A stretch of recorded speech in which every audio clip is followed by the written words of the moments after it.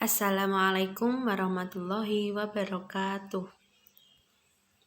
Kami dari kelompok 13 dengan anggota Vima Wunima Azizah dan Juwita Eka Prasasti ingin menjelaskan tentang evaluasi pendidikan. Makna evaluasi berasal dari bahasa Inggris evaluation yang lazim diartikan sebagai makna penafsiran atau penilaian, yang kata kerjanya evaluate diartikan menaksir. Adapun makna evaluasi dalam bahasa Arab disebut at-taqdir, bermakna penilaian. Akar katanya adalah al-qimah, bermakna nilai. Dengan demikian, secara harfiah, evaluasi pembelajaran educational evaluation al-taqdir al-tarbawi diartikan sebagai penilaian dalam pendidikan atau penilaian mengenai hal-hal yang berkaitan dengan kegiatan pendidikan dan pembelajaran. Fungsi evaluasi dalam pendidikan dan tujuannya menurut Al-Quran. Evaluasi sebagai suatu proses pendidikan memiliki beberapa fungsi, yaitu 1. Untuk memberikan umpan balik kepada guru sebagai dasar untuk memperbaiki proses belajar mengajar. 2. Untuk menentukan angka kemampuan atau hasil belajar masing-masing murid yang antara lain diperlukan kenaikan kelas dan penentuan lulus tidaknya murid. 3. Untuk menentukan murid dalam situasi belajar mengajar yang tepat sesuai dengan tingkat kemampuannya. Dan yang terakhir, untuk mengenal latar belakang atau psikologis fisik dan lingkungan murid yang mengalami kesulitan belajar. Quran Surat Al-Baqarah ayat 155 sampai 157. Bismillahirrahmanirrahim.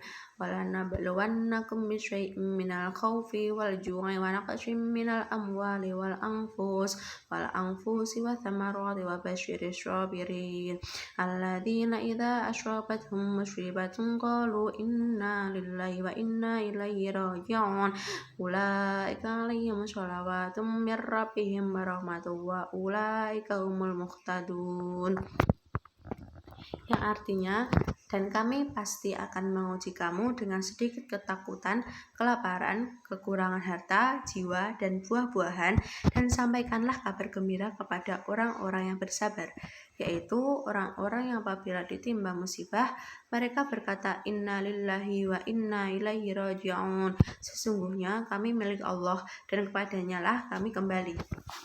Mereka itulah yang memperoleh ampunan dan rahmat dari Tuhannya, dan mereka itulah orang-orang yang mendapat petunjuk.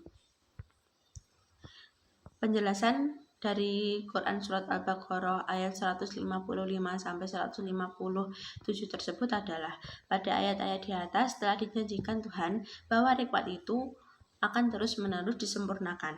Nikmat pertama dan utama ialah utusnya Rasulullah Shallallahu Alaihi Wasallam menjadi Rasul. Beliaulah yang akan memimpin perjuangan selanjutnya. Sebab itu tetaplah mengingat Allah, supaya Allah ingat pula akan kamu, maka nikmatilah nikmatnya. Jangan kembali kepada kufur, yaitu melupakan jasa dan tidak mengingatkan bukti. Selain dari itu, ayat-ayat di atas mencerminkan bagaimana sikap yang seharusnya dimiliki oleh seseorang ketika ia ditimpa bencana dan musibah dalam kehidupannya. Namun, banyak yang belum bisa mengaplikasikannya nilai-nilai ayat Al-Quran tersebut dalam kehidupan sehari-hari. Akibatnya, maka terjadilah banyak persoalan sosial di lingkungan masyarakat. Bahkan permasalahan moral atau akhlak lainnya cenderung juga terjadi dalam ranah pendidikan. Quran Surat Al-Ankabut ayat 2-3. Bismillahirrahmanirrahim.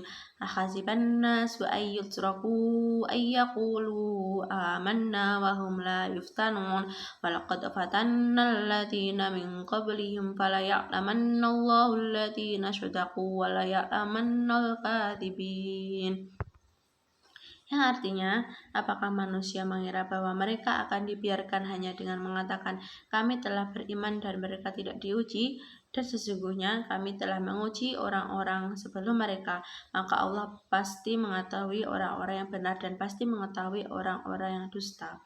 Quran Surat Al-Baqarah ayat 2-3. Penjelasannya, sasaran evaluasi dengan Teknik testing tersebut adalah ketahanan mental beriman dan takwa kepada Allah. Jika mereka ternyata tahan terhadap uji coba Tuhan, mereka akan mendapatkan kegembiraan dalam segala bentuk trauma kegembiraan yang bersifat mental rohaniah, seperti kelapangan dada, ketegaran hati, terhindar dari putus asa, kesehatan jiwa, dan kegembiraan paling tinggi nilainya adalah mendapatkan tiket masuk surga. Quran Surat An-Naml ayat 27. Bismillahirrahmanirrahim. Qala sananzur asyadaqta am kunta minal kadibin. Yang artinya, Nabi Sulaiman berkata, akan kami lihat apa kamu benar atau termasuk yang berdusta. Penjelasannya dari ayat tersebut adalah Nabi Sulaiman pernah mengevaluasi kejujuran seekor burung hudhud yang memberitahukan tentang adanya kerajaan yang diperintah oleh seorang wanita cantik yang dikisahkan di dalam ayat Al-Quran tersebut. Terima kasih telah mendengarkan penjelasan dari kami. Apabila ada banyak salah, kami meminta maaf sebesar-besarnya. Wassalamualaikum warahmatullahi wabarakatuh.